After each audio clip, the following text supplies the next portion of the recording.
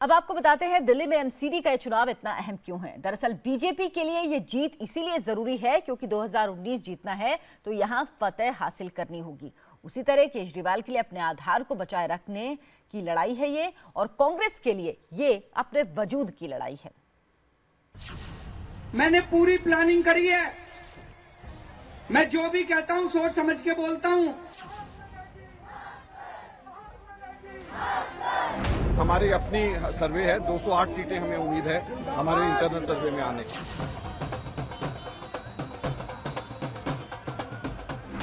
लोगों को बुला बुला कर अपनी फ्रस्ट्रेशन में धमकियां दे रहे हैं।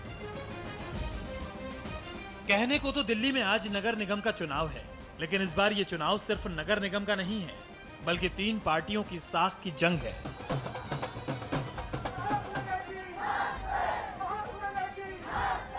कोई लड़ रहा है अपना आधार बढ़ाने के लिए, कोई लड़ रहा है मुकुट ऊंचा करने के लिए, तो कोई लड़ रहा है अपना अस्तित्व बचाने के लिए।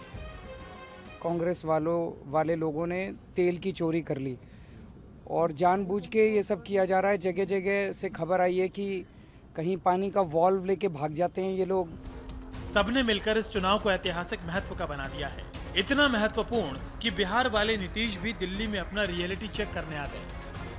अब के झाड़ू लग जाएगी, ना भाजपा रहेगी, ना केजरीवाल रहेंगे।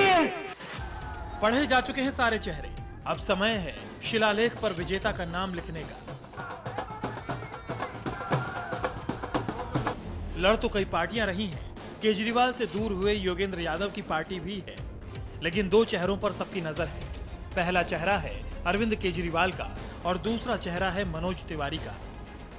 अगर हम इस तस्वीर को बड़ा करके देखें तो केजरीवाल ने इस चुनाव को निजी प्रतिष्ठा का सवाल बना दिया है, क्योंकि प्रचार के आखिरी दिन तो वो लोगों को डेंगू के डंक का डर दिखाने लगे थे।